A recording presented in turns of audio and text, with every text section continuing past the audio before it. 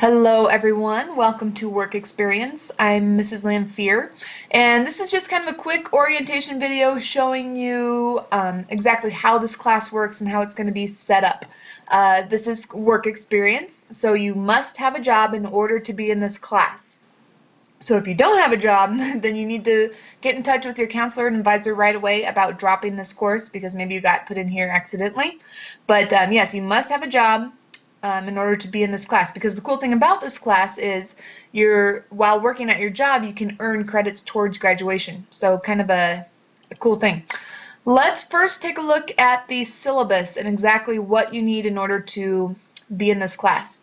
The prerequisite, that's a tough word, for this class is teacher approval. So that means you need to submit a contract to me explaining to me what job you're working, where you're working at, how many hours you're putting in, your job title, all that stuff. And I need to approve that before you can even truly be entered into the class. All right, so if there are some stipulations in place, and I'll get in touch with you on a one-by-one basis if your job's not meeting that. Most of the time they do, but I do need to know what the job is that you're working at in order to make sure it qualifies for this class. This is a semester-long pass-fail course, meaning you either pass or you don't. So if you have a 60%, you're good. If you have below a 60%, you fail. So don't worry, you don't get like an A, B, C, or D. There's no letter grade. It's either you pass or you don't. And it is semester-long, so this is not just a block class. This lasts the entire semester. So January through May, you need to hold on to your job in order to stay in this course and pass. You will also need to, very first, submit the contract signed by you, your employer, and your parent or guardian by Friday, January 17th. And I'll show you what that contract looks like here in a minute. So I'm giving you until next Friday to get your contract submitted. So that's a whole week and a half. You're welcome. Because a lot of times they used to give you like 2 days. But I'm giving you a week and a half to get your contract printed out, signed by your employer, scanned back in, and submitted. If you have not submitted your contract by the 17th, you will be dropped from the course, okay? I feel like I'm being pretty generous by giving you a week and a half, so if I don't have it by next Friday, then you will be dropped from the class. You will also need to be submitting a weekly time log and journal. I'll go more into detail with that when I get to that document. You will need to be working an average of 5 hours a week. So this means if you work 20 hours one week, no hours the next week, 10 hours the next week, that's fine. As long as over the course of the semester you're averaging 5 hours, you're good. If you're working like a weekly, like a 1 day a week job where you're only working 3 hours that day, then that's not going to cut it. You need to be averaging 5 hours per week at your job. And then the other required document is the employer evaluation that you will submit at the end of the semester. How this course is set up, there are no live class sessions. So this is all just documents that you need to submit to me through the Dropbox. And let's see, my main form of contact will be through K-mail and classroom announcements. So make sure you're checking these regularly. All right, since there is no Class Connect, those are the two main ways I'll be getting hold of you. Requirements for the course, again, is that contract, which I'll go over here in a minute. Again, it's due by Friday, January 17th. The time logs and journals, employer evaluation. Okay, so there are 1,000 points available in this course. You have this video assignment, your contract. There will be 17 weeks possible for you to submit time logs and journals. And then there's the one employer evaluation. So those are all the assignments that you have in class. And then this is information on how you need to save your file. Make sure when you submit it, it's saved with your name and exactly what it is. Is it the contract? Is it a week log? But make sure your name is on it somewhere. Okay, let's take a look now at these documents that I keep talking about. The work contract, this is the one that's due by next Friday, the 17th. Okay, so this is what that contract looks like. You need to print this out and then print your name, date, your supervisor's name, the company name that you're working at, their phone number, their address, your job title, and the date you began, You need to sign it, your parent needs to sign it, and your employer needs to sign it, okay? So you must print this off, get it filled out, signed, and then submit it back into the Dropbox. And there are a couple ways that you can submit these to the Dropbox. You will need to, again, print it out, fill it out, and then you can either scan it back in, or a lot of times students have been successful with taking a picture, either with like a digital camera or their smartphone, and they can submit it as an image. So, and I have those instructions up here. So you can print out, fill it out, and then submit to the Dropbox. You can either scan it in and submit it as a PDF, or submit it as an image. Smartphones work great for this, but I must be able to read it in order for it to be accepted. So if you submit me a blurry picture and I cannot make out what it says, then sorry, that doesn't work. But most of the time we haven't had issues with that. So that first one was the contract. That's what you need to get to me by the 17th. Then this is what you will need to submit weekly. This is a time log sheet showing me how many hours you're working each day. So you will need to print this out, fill in your name and the week range. So I have the weeks kind of set up for you in the grade book. So week 1 begins this Sunday. So week 1 will be January 12th through the 18th. That's week 1. Okay? So you'll say week 1, January 12th through the 18th here in your week range. Then you're going to write in these boxes, maybe you worked 5 hours on Monday, 3 hours on Wednesday, 8 hours on Friday, and then total up those hours here.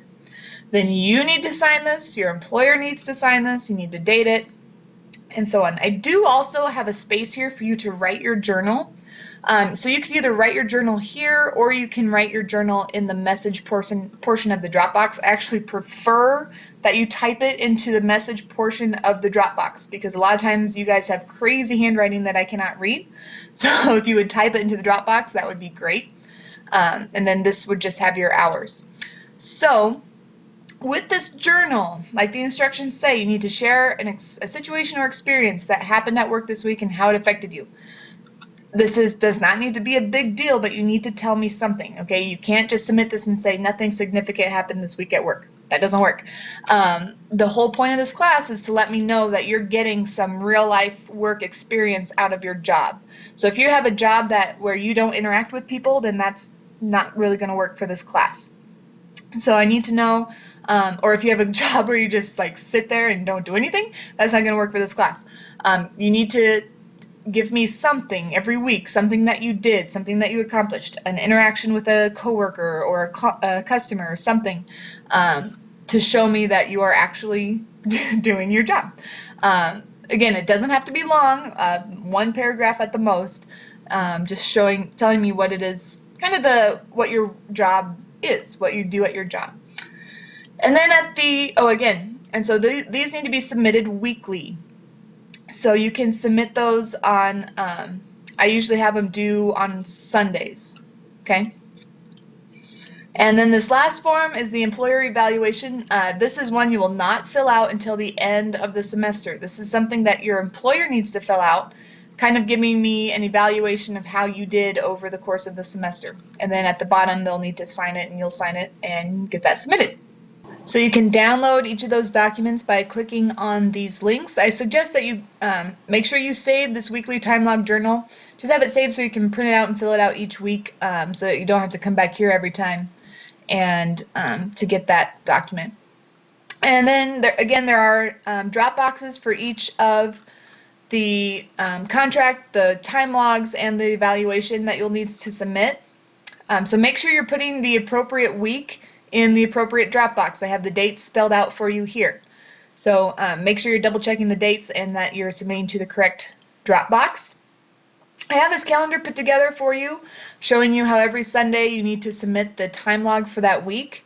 And I have this policy where I will no longer accept time logs for the previous month. So you have the entire month. You should be submitting these weekly, but I know things come up, stuff happens, and maybe you forget that week or whatever.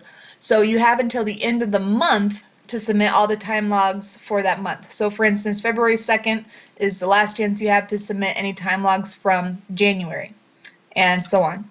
There are a couple dates you'll see highlighted in here where you're not required to submit a time log, just because we have that week off from school. So for instance, the week of TCAPs, a lot of you usually take time off in order to get those tests taken anyways, so you don't need to worry about submitting a time log for that week.